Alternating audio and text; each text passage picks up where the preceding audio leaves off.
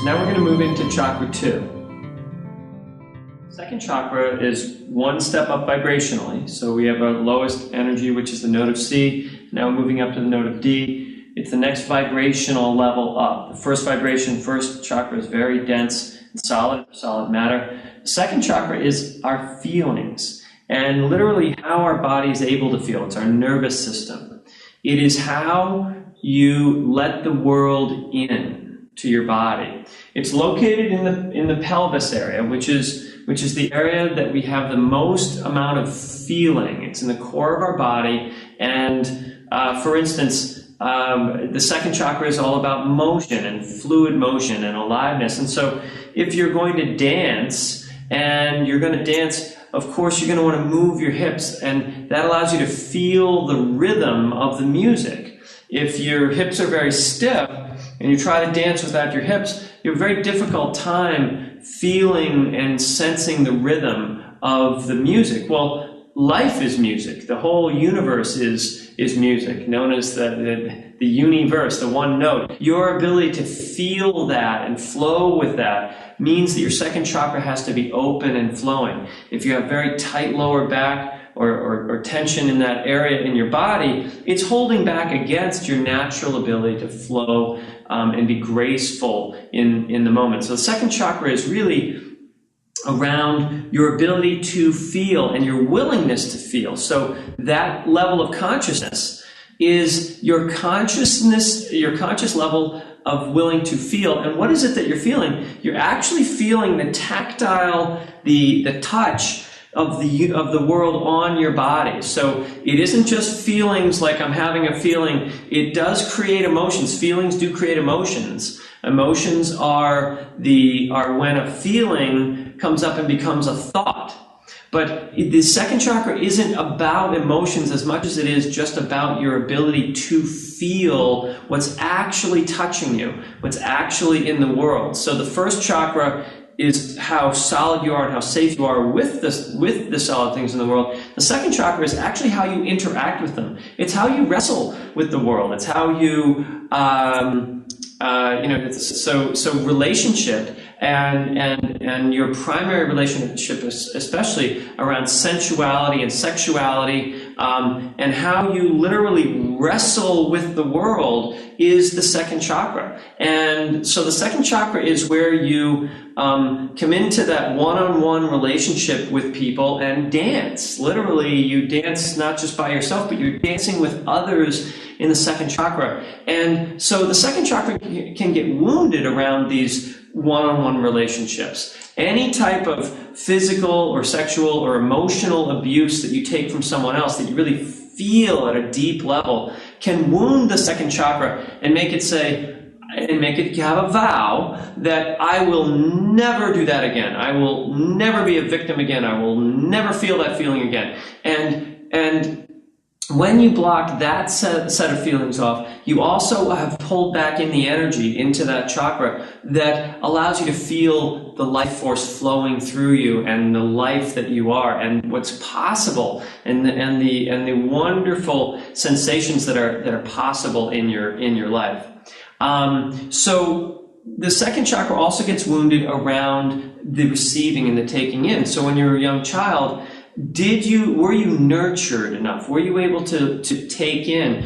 Were you fed when you wanted to be fed? Was your diaper changed when you needed your diaper changed? Were you allowed time to just feel and be alone? Or were you always held in control? What was that? How did it go in your early most needy part of your life, which is the sort of the sixth. The birth to about a year and a half years old, when you really need your parents to provide all of your needs. Well, if those needs weren't well taken care of, that can also cause a wound in that chakra where you either become excessively needy or deficient, or deficient in that where you're just are no, don't need anything. I have no needs whatsoever. So the second chakra is about allowing that we all have incredible needs. Human beings are one huge need at the second chakra.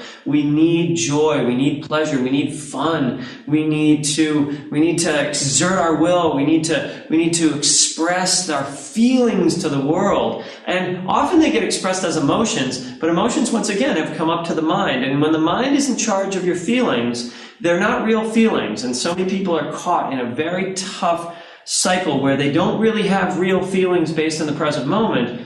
They have feelings based on what their mind thinks they ought to feel.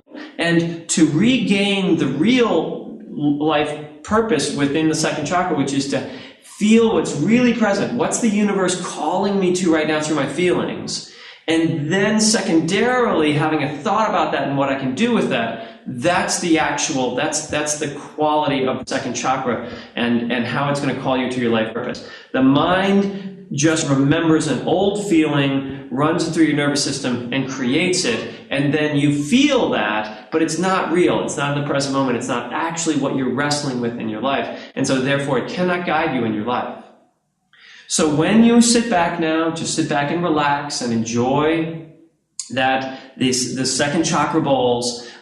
Just notice that what it's about is opening you to this conscious level of sensation, bringing sensation in your feelings and living a sensational life.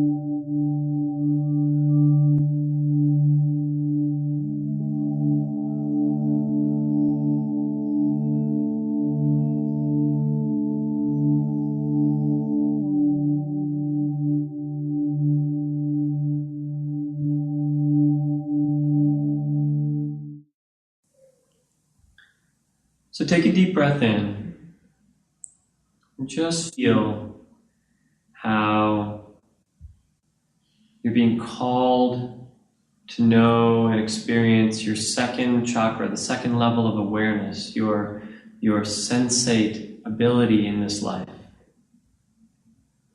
at the deepest possible level. Understanding that all of the chakras, your second chakra, even though its primary energy is located in the hips, it's that energy, that consciousness surrounds your entire energy field. Every part of your body flows and feels. And so any part of you that flows and feels, which would be all of you, including your mind, will have second chakra qualities. So when you are flowing and feeling, you'll experience that with that bowl. When that bowl brings forward something that's very stiff or stuck, you might feel that bowl, rather than feeling it in the second chakra, you might feel it in the third chakra as being very firm. And oftentimes we'll have people will experience the third chakra as very stiff around when the second chakra ball plays. Those are their beliefs about what it's safe to be yourself. So the third chakra, as we get into that, will be about sense of self. But if you're feeling the second chakra in the third chakra and it feels stiff, it's your soul reminding you that you have created a sense of self that doesn't flow as much as you're capable of.